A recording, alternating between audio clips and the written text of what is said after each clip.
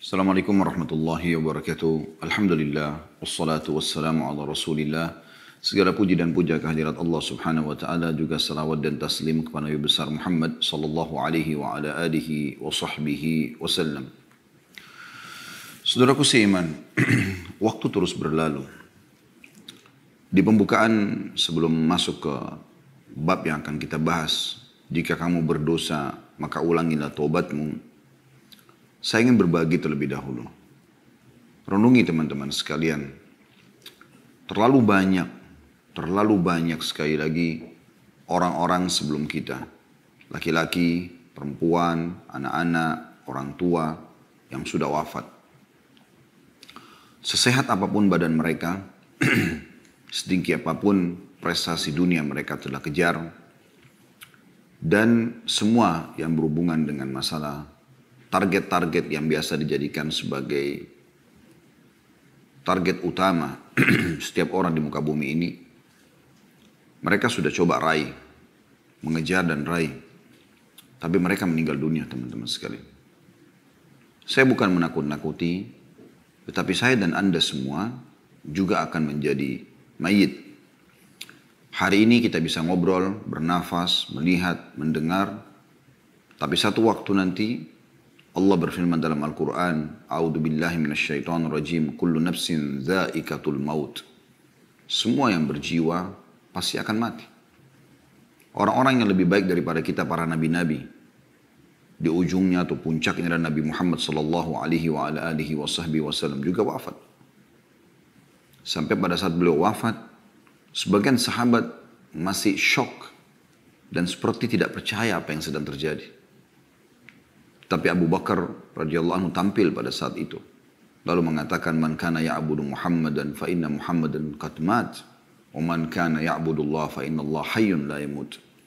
Siapa yang menyembah Muhammad, Muhammad telah mati. Dan siapa yang menyembah Allah, Allah hidup dan tidak akan pernah mati. Kalau manusia terbaik, pemimpin anak Adam, Nabi Muhammad SAW pun wafat, maka saya sama Anda lebih pantas untuk melalui itu. Allah berfirman tentang nabinya, innaka mayyitun wa innahum mayyitun. Kau pasti akan menjadi mayyit, hai Muhammad, akan mati, dan mereka semua juga pasti akan mati. Kita akan mati teman-teman sekalian. Dan pada saat kita meninggal dunia, kita akan diminta pertanggungjawaban terhadap waktu, rezeki yang sudah Allah berikan selama di dunia. Kemana kita habiskan umur kita, waktu-waktu kita, harta yang telah Allah titipkan, pasangan hidup, keturunan. Orang mukmin sangat cerdas. Dia tahu pada saat dia berstatus suami, maka dia akan coba memaksimalkan tugas dia sebagai suami yang telah Allah bebankan, memberikan nafkah, pendidikan, perlindungan kepada istri dan juga anak-anaknya sampai ajal datang.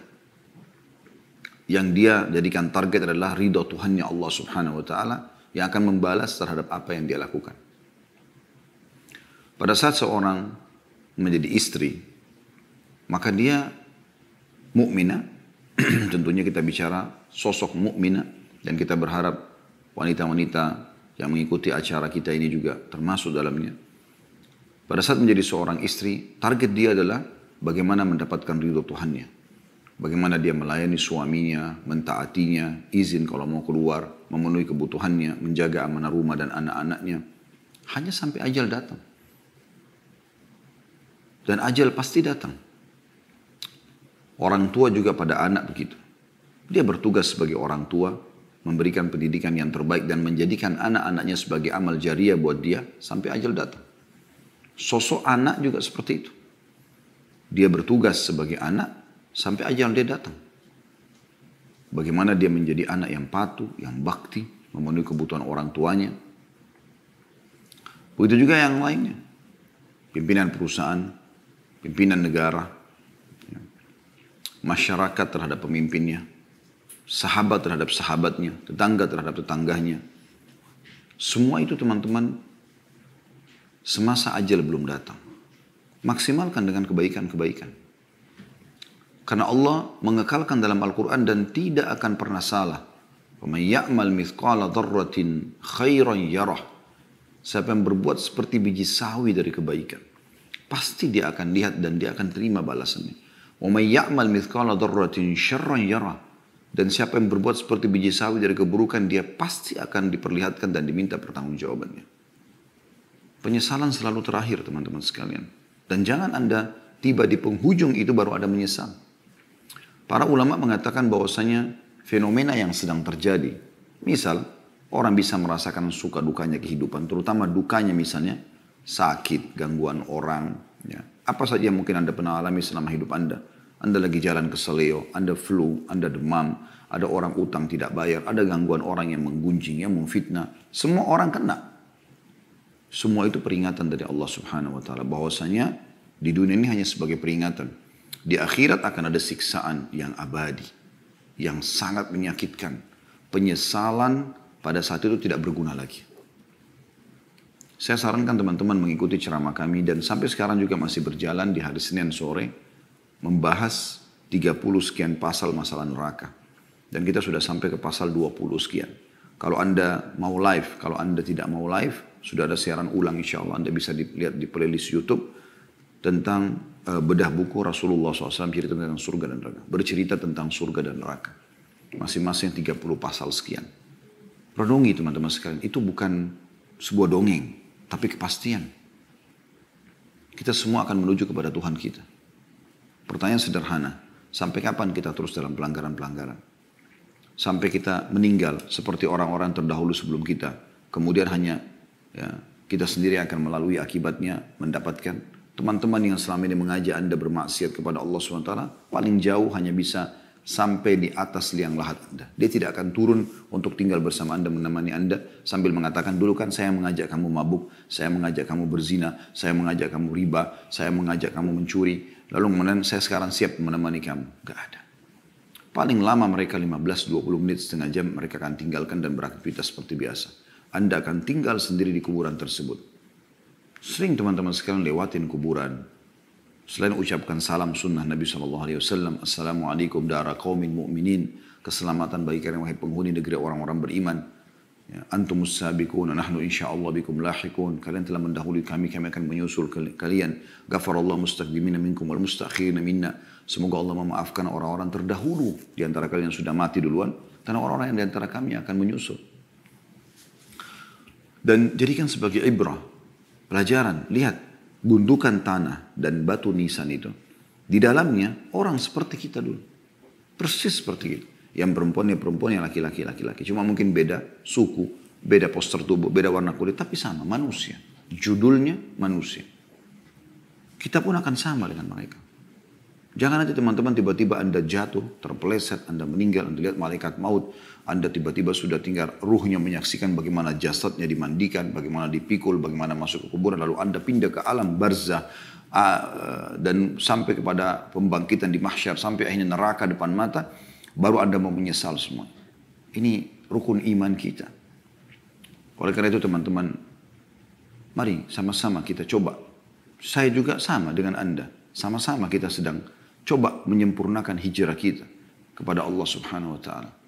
Buku yang sedang kita bahas ini membahas tentang masalah kiat-kiat hijrah dari keadaan yang terpuruk, jauh dari agama, tidak faham, tidak mengingat akhirat, tidak tunduk kepada Allah Subhanahu wa taala, kepada ketaatan. Begitu dikatakan dalam judulnya, kiat-kiat hijrah dari kemaksiatan dan istiqamah dalam ketaatan.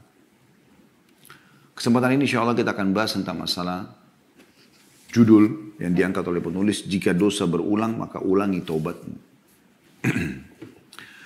Perlu saya titik beratkan dulu, bahasan ini teman-teman sekalian bukan berarti, oh ternyata pintu tobat masih dibuka. Ya nggak apa-apa saya buat dosa lagi.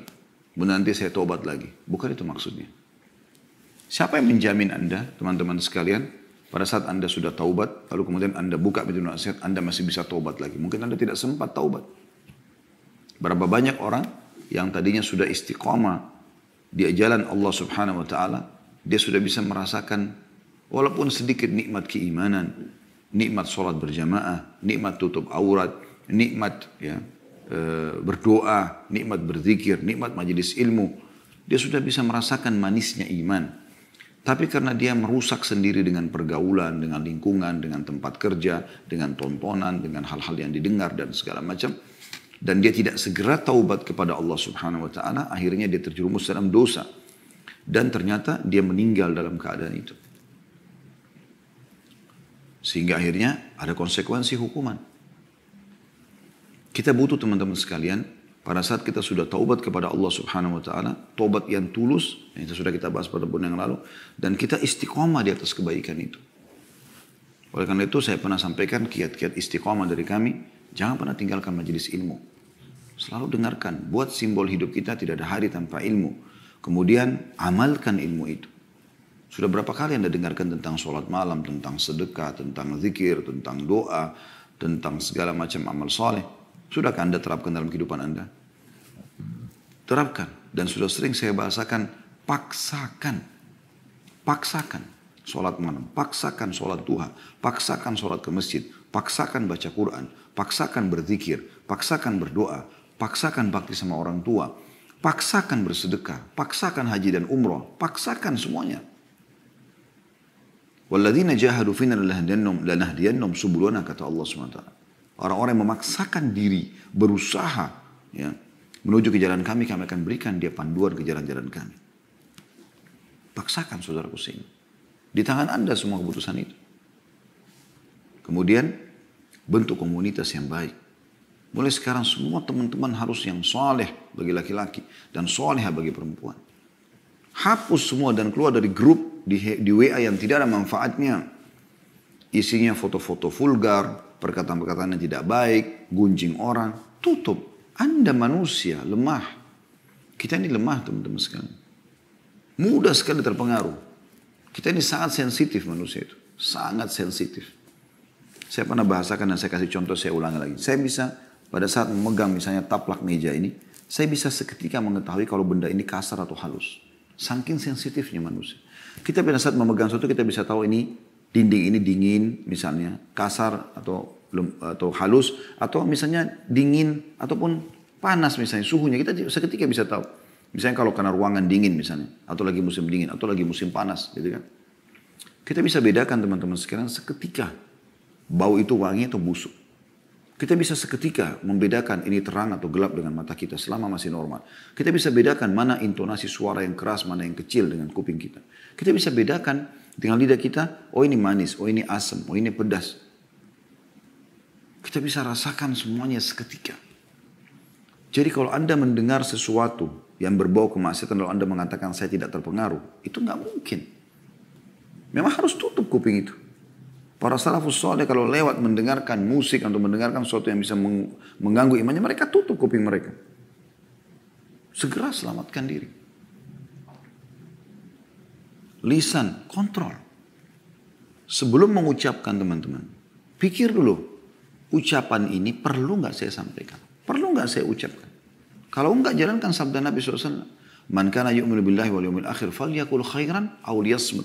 Sampai mengaku beriman kepada Allah dan hari akhir, ucapkan yang baik saja atau dia diam.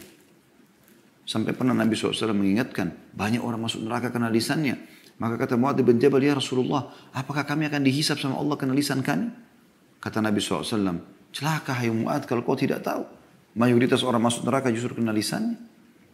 Sampai kata Nabi SAW, siapa yang bisa menjamin untukku apa yang diantara dua pipinya, lisannya, dan apa yang diantara dua kemaluan, dua pahanya, kemaluannya, maka aku akan jamin baginya surga. Kontrol. Kontrol teman-teman sekalian. Keputusan di tangan Anda. Dan Anda akan bertanggung jawab dengan itu semua. Bentuk komunitas yang baik. Nggak ada lagi grup-grup yang berbau kemaksiatan. Nggak ada lagi teman-teman tempat curhat yang aneh-aneh. Tidak ada lagi tontonan hal yang didengar yang bisa membuat Anda terbawa dengan arus mereka. Kata Nabi SAW, min husni islamil mar' tarkuhu ma la ya'ni. Termasuk kesempurnaan Islam seseorang adalah meninggalkan apa yang tidak ada bermanfaat bagi dia. Atau tidak ada hubungannya sama dia. Ada orang subhanallah sibuk buka handphone, medsos, nyari yang tidak ada manfaat. Tidak ada hubungannya sama dia sama sekali. Masuk ke alam politik, dia sendiri bukan politikus. Bukan alamnya. Atau masuk membahas tentang masalah rumah tangga orang lain. Artis fulan yang cerai. Ini, itu, segala macam. Semua informasi terkumpul. Kenapa Anda tidak lebih baik maksimalkan memori Anda itu untuk hafal Quran, untuk hafal hadis, isi dengan amal-amal saleh. Minimal ya dicatatkan pahala walaupun itu sunnah, bukan sebuah kewajiban. Daripada nanti buku amal kita terisi dengan hal-hal yang kosong, mengkhayal, tidak ada gunanya. Tidak ada gunanya teman-teman sekalian. Menyesal loh terakhir itu, ingat itu. Akan menjadi penyesalan. Semoga Allah selamatkan kita. Bahasan kita teman-teman sekalian adalah, kalau seandainya ada orang melakukan taubat nasuha, dia maksiat lalu dia taubat nasuha. Dengan syarat yang sudah kita sampaikan, Imam Nawawi rahimahullah mengatakan 3 syarat, meninggalkan dosa itu seketika, menyesali dan berjanji sama Allah tidak akan mengulanginya. Akan diterima taubatnya. Tapi berjalan waktu, ternyata dia mengulangi lagi dosa. Dengan tidak ada maksud dari awal pada saat dia taubat. Ya. Misal setelah 5 tahun, 10 tahun kemudian dia terjerumus lagi dengan perzinahannya, atau dengan ghibah atau apa saja. Karena lemahnya iman pada saat itu. Apa yang harus dilakukan? Taubat lagi. Tapi ingat ya, bukan taubat ini direkayasa. Artinya gini, dari awal waktu dia taubat pertama, dia tinggalkan dosa. Baiklah, zina berhenti. Sesali, tapi dia belum berjanji, belum bertekad.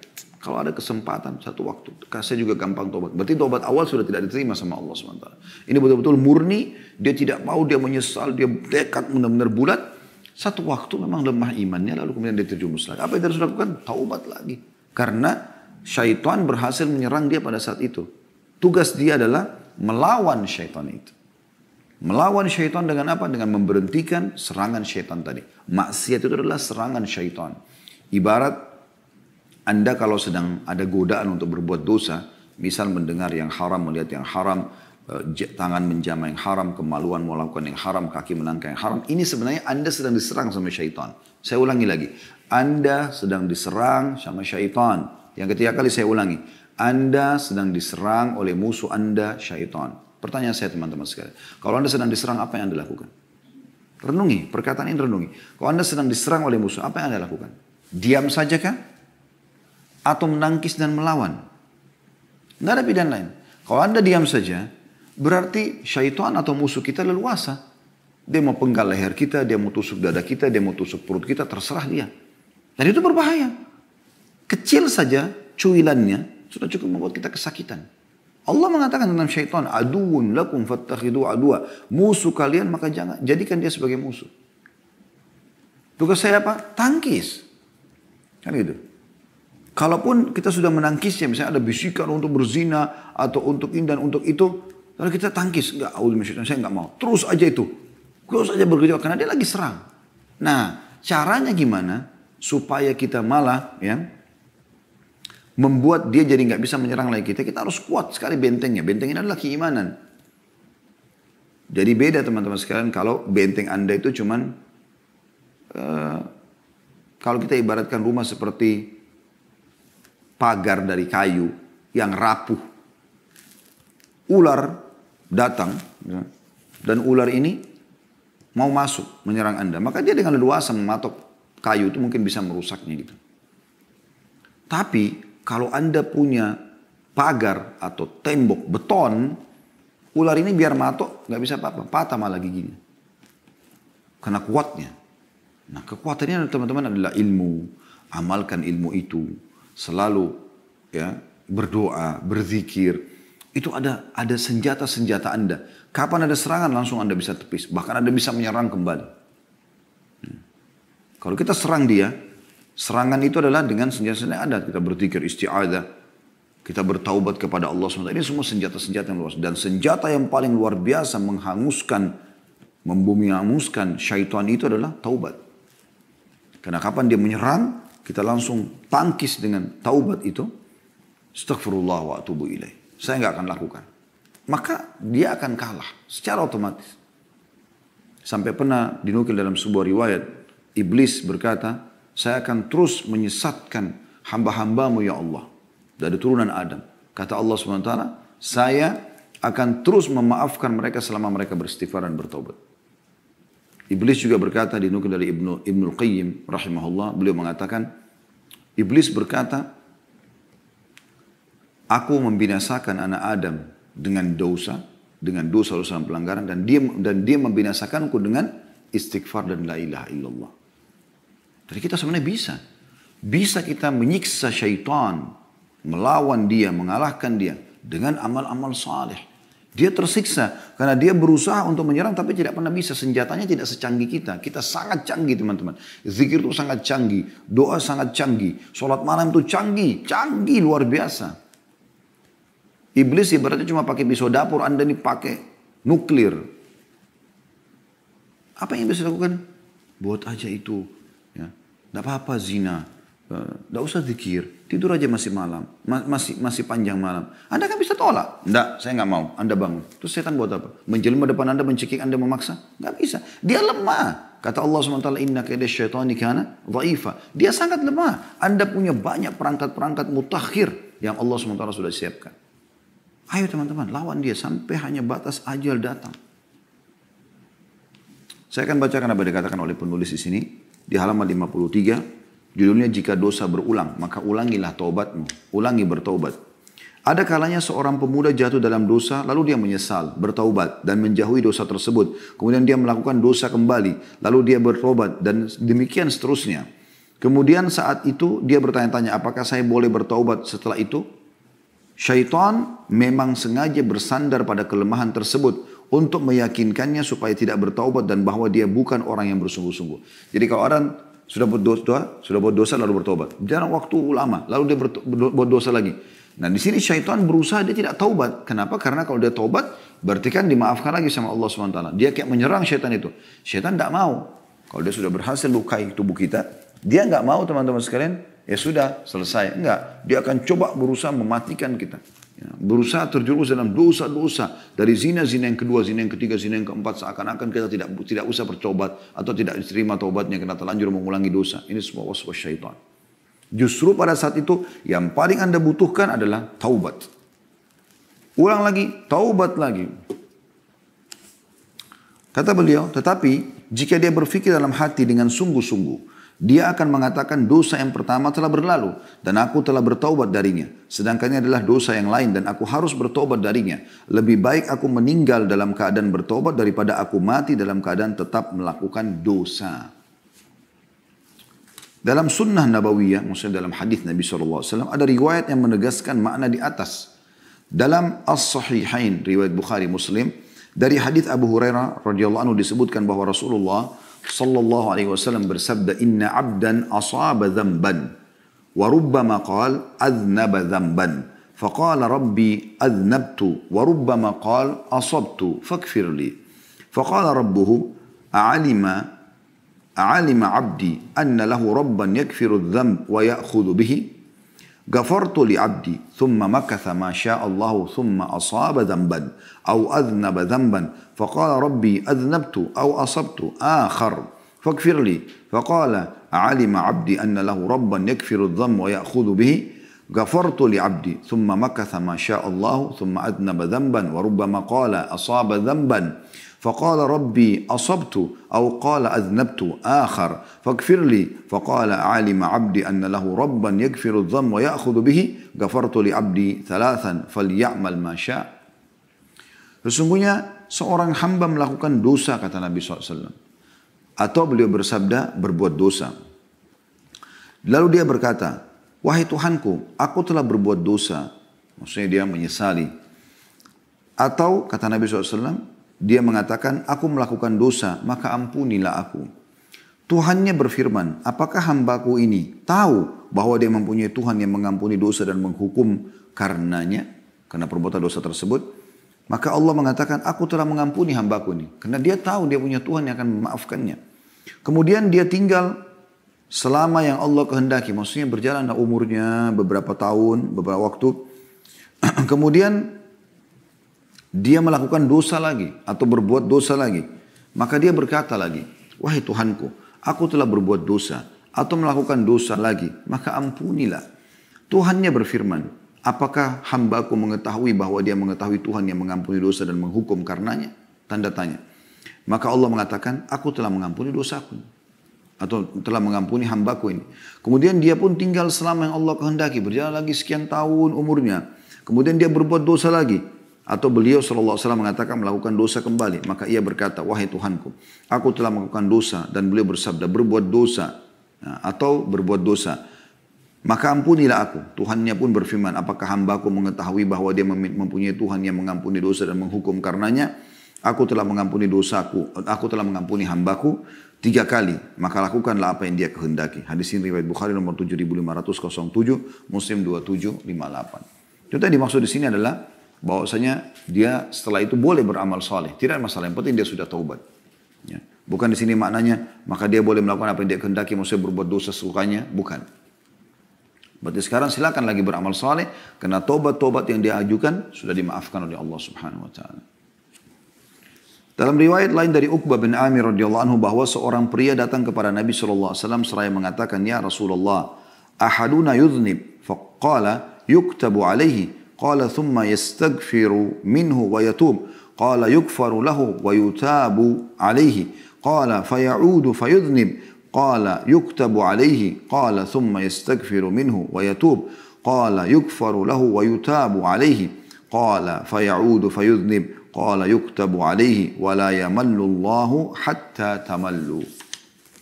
Wahai Rasulullah, salah seorang dari kami melakukan dosa. Beliau bersabda, dicatat dosanya karena pelanggaran dia. Orang itu mengatakan lagi, kemudian dia beristighfar dan bertobat darinya. Maka kata Nabi SAW, dia diampuni dan diterima taubatnya. Orang itu berkata lagi, lalu dia kembali melakukan dosa setelah beberapa waktu. Maka kata Nabi SAW, dicatat dosa. Lalu dia mengatakan, kemudian dia beristighfar dan bertobat. Ini yang kedua kali. Maka kata Nabi SAW, dia diampuni dan diterima taubatnya. Orang itu mengatakan, lalu dia kembali lagi dan melakukan dosa. Kata Nabi SAW, dicatat dosa. Dan ingatlah, Allah tidak bosan sampai kalian bosan. Hadis ini diriwayatkan oleh Al-Hakim di jilid 4, halaman 285.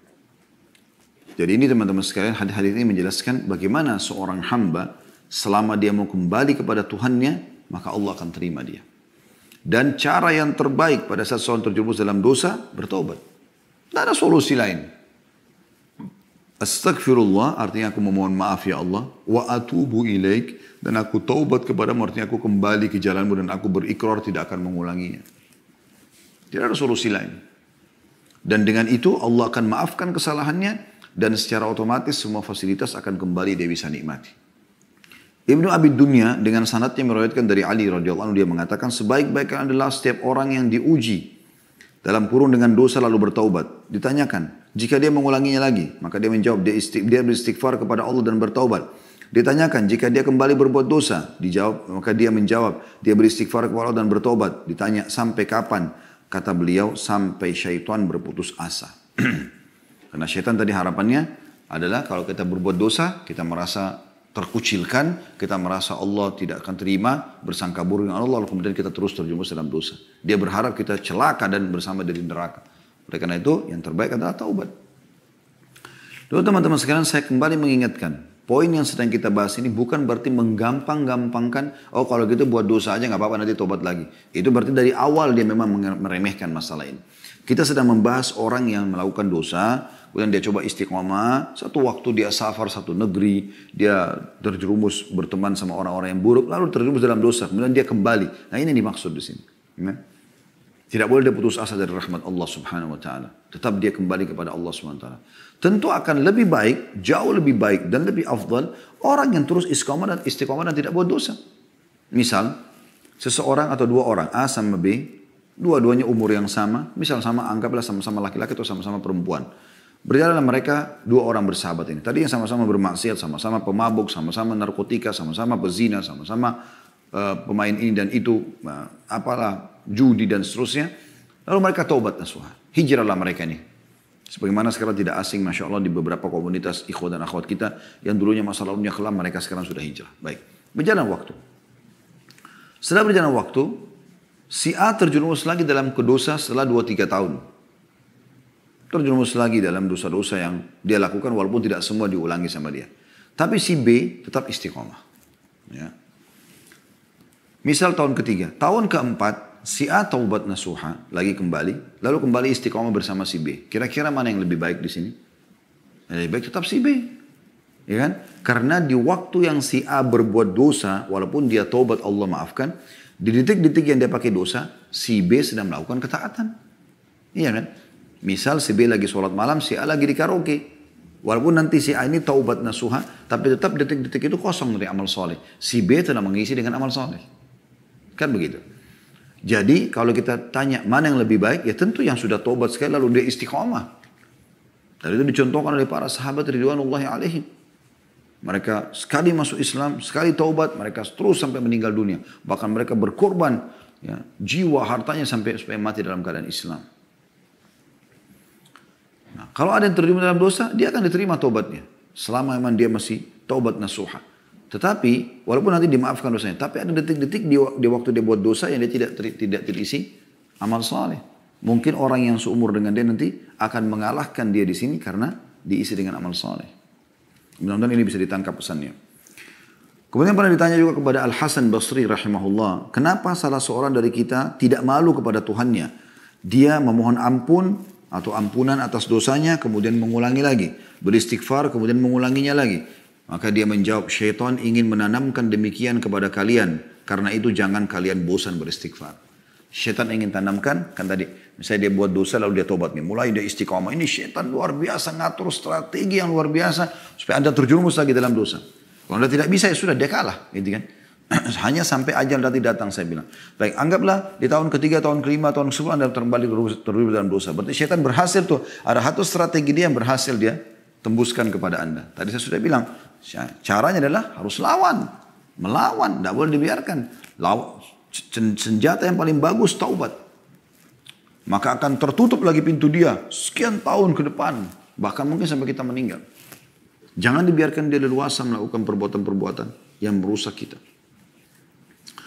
Umar bin Abdul Aziz rahimahullah, salah satu khalifah yang masyhur dari Umayyah, pernah berkata dalam khutbahnya, wahai manusia, barang siapa yang melakukan satu dosa, maka hendaklah ia beristighfar dan bertobat kepada Allah. Jika dia kembali melakukan dosa, maka hendaklah dia beristighfar dan bertobat kepada Allah. Jika dia kembali melakukan dosa lagi, hendaklah dia beristighfar dan bertobat kepada Allah. Sebab itu tidak lain adalah kesalahan-kesalahan yang dikalungkan di leher manusia. Sesungguhnya puncak kebinasaan itu terletak pada sikap meneruskan kesalahan-kesalahan tersebut. Artinya, lebih baik dia tidak lakukan, tapi kalau dia sampai lakukan, dia segera taubat. Jangan dia biarkan dirinya terjerumus. Ya sudahlah, kayaknya saya sudah terlanjur melakukannya. Sudah diulangi lagi. Jadi akhirnya makin menghancurkan dia.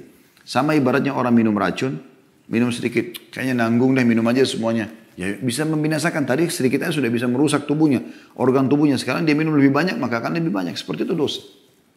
Banyak orang tidak paham ini. Dia pergi berzina, nyesal nih. Allah juga menyesal.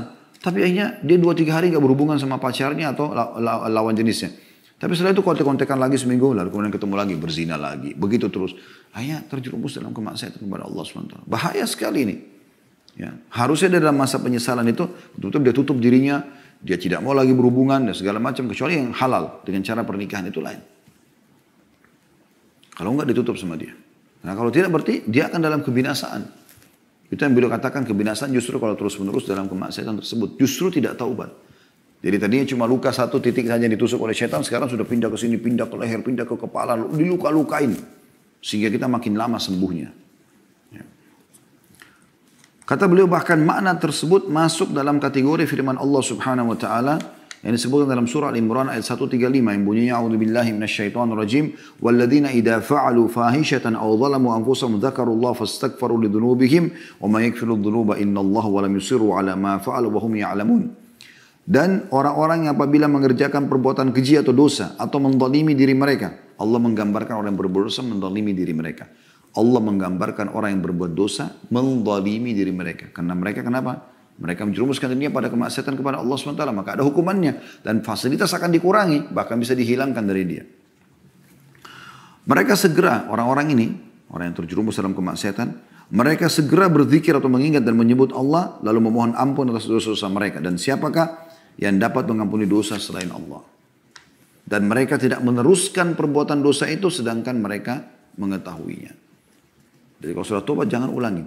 Tapi kalau terjadi lagi, berarti serangan syaitan lagi lolos. Ingat, lawan, ya, taubat, tutup lagi pintu itu.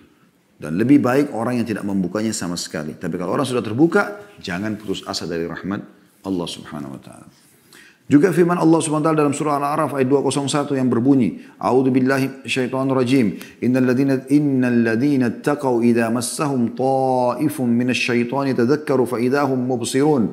Sesungguhnya orang-orang yang bertakwa bila mereka ditimpa waswas dari syaitan, bisikan untuk menjerumuskan diri dalam kemaksiatan, mereka ingat kepada Allah dan maka ketika itu juga mereka melihat kesalahan-kesalahannya. Artinya dia merasa, oh ini salah, saya harus berhenti. Asal memang mereka mau menangkap sinyal-sinyal dari Allah Subhanahu wa taala. Ya. Nabi Yusuf AS pada saat digoda oleh istri majikannya, maka Allah mengatakan laula ar-ra'a burhana rabbi. Kalau bukan dia melihat petunjuk dari Tuhannya, maka dia bisa terpengaruh juga. Tapi pada saat orang membuat dosa itu sering ada sinyal dari Allah. Rasa takut, rasa khawatir, ya, ada yang lihat, apalah segala macam. Mungkin kalau orang mau berzina tiba-tiba telepon pasangannya masuk, apalah, ada saja. Maka dia berhenti. Oh ini peringatan dari Allah, harus berhenti. Lawan. Ya. Pergi, kerjakan ibadah. Gitu.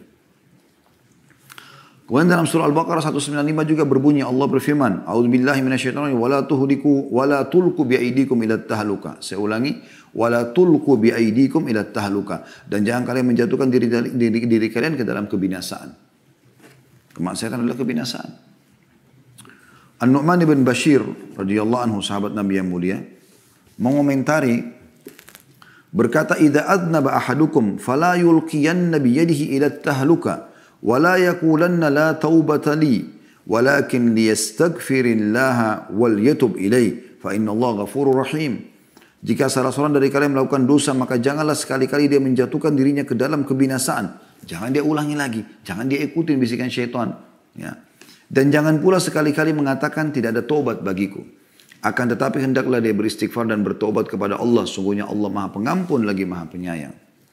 Diriwayatkan oleh Al-Baihaqi dalam Syu'abil Iman di nomor 7092. Juga dari sahabat yang mulia Al-Bara' ibn Azib radhiyallahu anhu, beliau berkata, wa qala lahu rajul ya Aba Umarah wa la tulku bi aydikum ila tahluka ahuwa ar-rajulu yalqa al-aduwa fayuqatilu hatta yuqtal qala la walakin huwa ar-rajulu yuznibu adh-dhanb fayaqulu la yaghfirullahu li. Bahwa ada seorang laki-laki bertanya kepadanya, kepada Al-Bara' ibn Azib radhiyallahu anhu, julukannya beliau Abu Umarah. Wahai Abu Umarah, apa makna firman Allah Subhanahu wa taala, dan janganlah kalian menjatuhkan diri kalian dalam kebinasaan, surah Al-Baqarah ayat 195. Apakah maknanya adalah seseorang bertemu musuh lalu berperang sehingga dia terbunuh? Kan di sini kalau udah terlihat ya, wala tulku bi aidikum ila tahluka. Jangan kalian membinasakan diri kalian. Apakah maknanya ini adalah masuk medan perang bawa pedang lalu hadapi musuh sehingga kita terbunuh? Maka kata beliau, bukan. Tetapi maksudnya adalah orang yang melakukan satu dosa lalu dia mengatakan Allah tidak akan mengampuni dosaku. Ya, diambil dari Al-Baihaqi juga dalam Syu'abil Iman di nomor 7093. Juga firman Allah SWT, فَإِنَّهُ كَانَ لِلْأَوَّابِينَ غَفُورًا. Sesungguhnya Allah Maha Pengampun bagi orang-orang yang taubat. Surah Al-Isra ayat 25. Artinya Allah SWT akan menerima taubat. Tidak ada kata-kata putus asa. Yang penting kita mau memperbaiki. Sa'id bin Musayyab rahimahullah, ini salah satu ulama tabi'in, berkomentar, huwa alladhi yudhnibu thumma yatub, thumma yudhnibu thumma yatub, thumma yudhnibu thumma yatub. Yang dimaksud dengan tadi firman Allah Subhanahu wa taala dalam surah Isra ayat 25, فَإِنَّهُ كَانَ لِلْأَوَّابِينَ غَفُورًا. Dan sungguhnya dia Allah Maha Pengampun bagi orang-orang yang bertobat. Kata beliau adalah Sa'id bin Musayyib rahimahullah, yaitu orang yang berbuat dosa kemudian bertobat, berbuat dosa lagi kemudian bertobat, berbuat dosa lagi kemudian bertobat. Diambil dari sama Al-Baihaqi dalam Syu'abil Iman nomornya 7095. Juga diriwayatkan oleh Ibnu Jarir di jilid 15 halaman 69. Atha ibn Yasar rahimahullah, salah satu juga tokoh tabi'in yang masyhur, berkata tentang ayat tersebut, Al-Isra ayat 25 tadi ya, bahwasanya Allah mengampuni bagi orang-orang yang tobat atau Maha Pengampun terhadap orang yang bertobat. Beliau mengatakan, yuznibul abda thumma yatubu fayatubullah alaihi, thumma yuznibu fayatubu fayatubullah alaihi, thumma yuznibu thalitha fa in taba taballahu alaihi taubatan la tumha. Seorang hamba melakukan dosa kemudian bertobat, lalu Allah menerima taubatnya. Kemudian dia bertobat dia berbuat dosa lagi, lantas bertobat, lalu Allah menerima taubatnya yang kedua kali. Kemudian dia melakukan dosa untuk yang ketiga kalinya. Jika dia bertobat, maka Allah menerima taubatnya dengan taubat yang tak terhapuskan. Ya. Diriwayatkan oleh Ibnu Jarir, jilid 15 halaman 71. Artinya, seringnya taubat ini nanti akan membuat akhirnya Allah betul-betul menyelamatkan dia sehingga tidak terjerumus lagi dalam dosa. Juga dari Wahab bin Jarir, rahimahullah, beliau berkata dari ayahnya, dia menuturkan, Kuntu jalisan 'inda al-Hasan, idh ja'ahu rajulun faqala ya Aba Sa'id, ma taqulu fil 'abdi yudhnibu dhanban thumma yatub. Qala lam yazdad bi taubatihi min Allah illa dunuwa. Qala thumma 'ada fi dhanbihi thumma tab. Qala lam yazdad bi taubatihi illa sharafan 'inda Allah. Thumma dhakara hadithan anhu sallallahu alaihi wasallam thumma qara innal ladzina ittaqaw idza massahum ta'ifun minasy syaitani tadhakkaru fa idza hum mubsirun. Kata beliau, kami pernah duduk di sisi Al-Hasan, maksudnya Hasan Basri rahimahullah. Tiba-tiba seorang pria datang kepadanya dan mengatakan, wahai Abu Sa'id. Abu Sa'id julukannya Hasan Basri.